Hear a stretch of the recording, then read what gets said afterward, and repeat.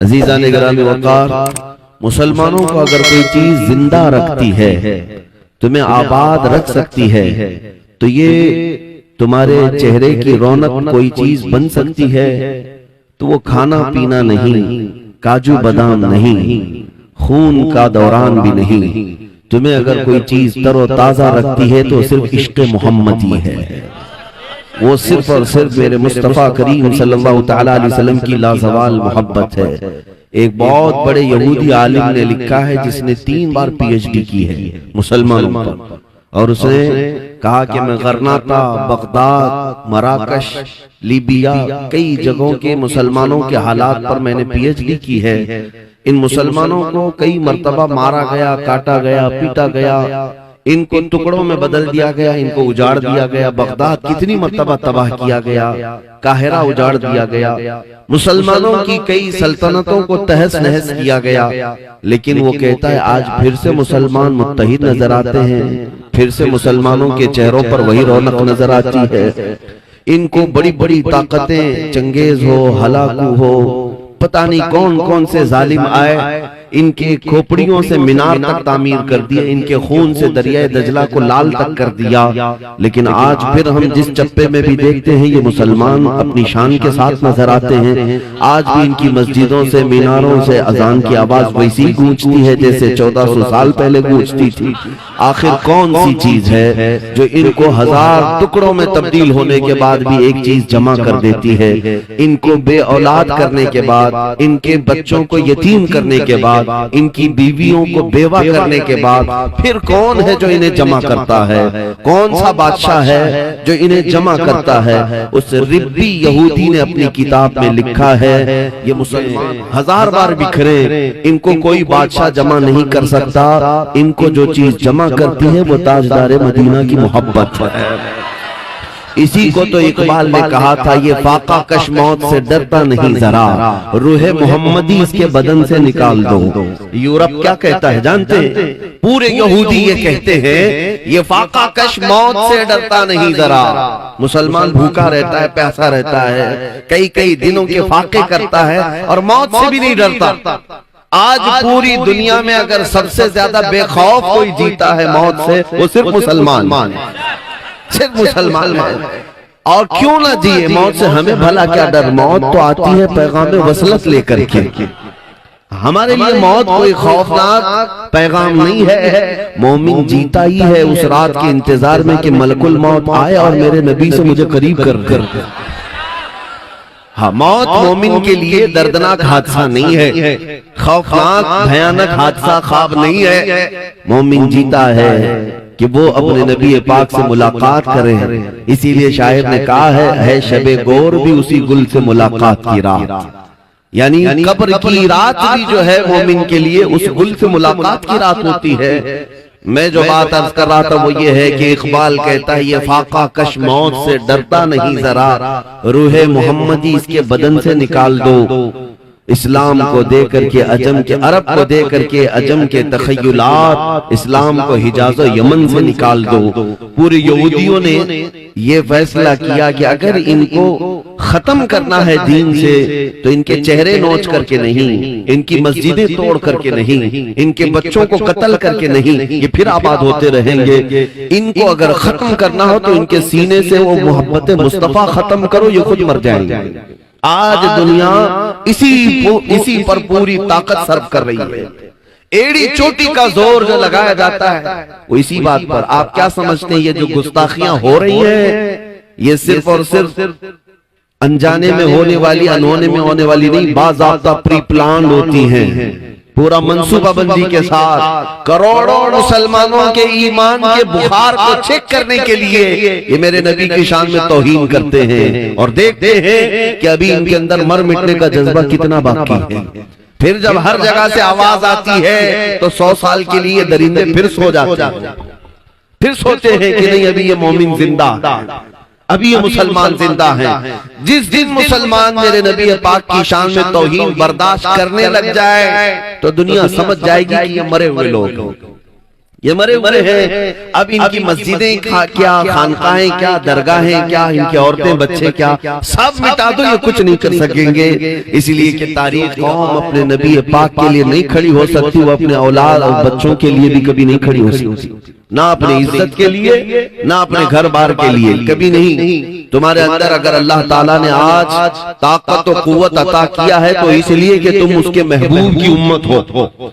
और अल्लाह तबारक व तआला ने एक वादा फरमाया है, कान हक़्क़न अलैना नस्रुल मुमिनीन, हमने अपने ऊपर लाजिम किया है कि मदद करेंगे तो ईमान वालों की मदद करेंगे। अल्लाह ताला की मदद तुम्हारे साथ है। लिहाजा है मुसलमानों, एक बात मेरी सुन करके चलो और फिर मेरी गुफ्तगू आगे बढ़ाता हूँ। आज ये आपके जीने और मरने का फैसला है। आज आपका वो टर्निंग पॉइंट है कि यहां से अगर खता कर गए तो बरसों चले जाएंगे। ये मोड़ ऐसा आ चुका है, पूरे हिंदुस्तानी मुसलमानों से मैं मुखातिब हूं। यह ऐसा टर्निंग पॉइंट है कि यहां से अगर मुड़ गए गलत रास्ते की तरफ तो बरसों चले जाएंगे वापस आने के लिए। आज एक बात की तरफ मैं सबको बेदार करना चाहता हूं, वो ये है कि अगर अपनी औलाद को या अपने मातहतों को कोई वसीयत कर सकते हो तो ये वसीयत जरूर कर लेना कि बेटा घर में अगर खाना पानी न मिले तो सब्र कर लेना, कपड़े न मिले सब्र कर लेना, घर जायदाद अगर तुम्हें विरासत में न मिली तो सब्र कर लेना, दुनिया की कोई कुर्सी और ताकत न मिले सब्र कर लेना, हर नेमत के न मिलने पर तुम सब्र कर सकते हो। लेकिन ए मोमिनो, अपनी औलाद और अपने मातहतों को ये वसीयत जरूर करना, सारी चीजें ना मिले सब्र कर लेना, सब्र कर लेना। इस्लाम सब्र की तलकीन देता है, लेकिन मुस्तफा करीम की इज्जत पर तौहीन हो तो कोई सब्र ना करना, कोई कंप्रोमाइज ना करना। यहाँ मसलहतें और हिकमतें बीच में नहीं लाना।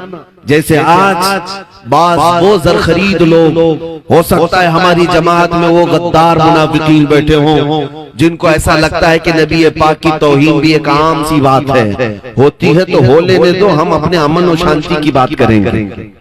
कौन से अमन की बात करेंगे? हुजूर पाक सल्लल्लाहु तआला अलैहि वसल्लम की शान में गालियां दी जाएं, गुस्ताखियां की जाएं, और अगर कोई हमारा लीडर ये कहे कि मुसलमानों सब्र करो सब्र करो, उसे आप जवाब में ये कहें सब्र यहाँ पर नहीं सिखाया जाता, सब्र मौत पर करने की तलकीन इस्लाम ने की है, घर बार लुट जाने पर भी सब्र की तलकीन की है।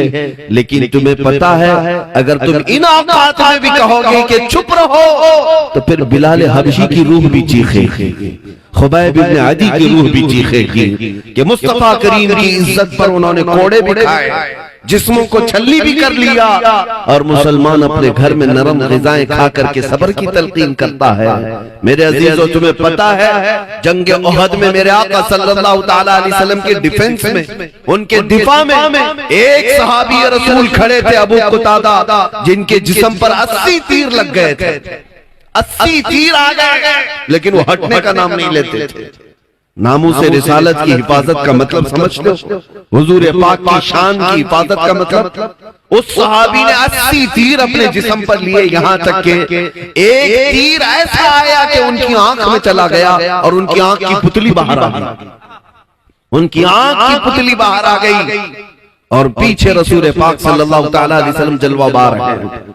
पूछो उस सहाबी को, उनका भी तो घर बार था, उनके भी बीवी बच्चे थे, आप घर में बैठ गए, मसलहत क्यों अपनी जान जोखिम में डाल करके 80 तीर जिस्म पर ले लिए? मेरे अजीजों, वो सहाबा थे, तुम्हें जवाब देते असल जिंदगी तो इस नाम पर मिटने को ही कहते हैं, इनके कदमों पर जो फना हो गया वो असल जिंदगी है। मुर्शिद गिरामी हुजूर ताजुश शरिया बदरुत तरीका रहमतुल्लाह तआला अलैह ने फरमाया है, तेरे दामने करम में जिसे नींद आ गई, या रसूल अल्लाह तेरे दामने करम में जिसे नींद आ गई है वो फना ना होगी, उसे जिंदगी मिली है।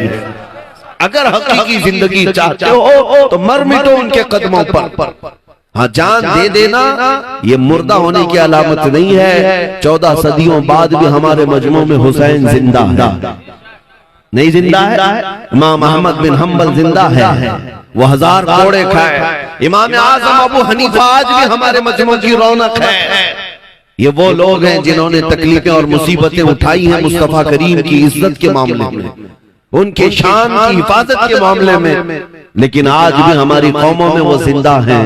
मुजद्दिद अल्फसानी जिंदा है, इमाम अहमद रजा खान जिंदा है। मेरे अजीजों, एक बात याद रखना, जो उस नाम पाक की हिफाजत के लिए जीता है, मौला उसके नाम को हमेशा के लिए कायम रख देता है। पूरी दुनिया में क़यामत आने तक इन आशिकों का नाम चलता रहेगा। इश्क मोहब्बत आला हजरत के नारे बंगाल वाले इसलिए नहीं लगाते कि आला हजरत बंगाल के रहने वाले थे या पठान खानदान के थे, इसलिए 100 साल बाद भी नारे लगाए जाते हैं कि उस इमाम अहमद रजा ने पूरी जिंदगी अगर किसी की बात की है तो ताजदार मदीना की बात है।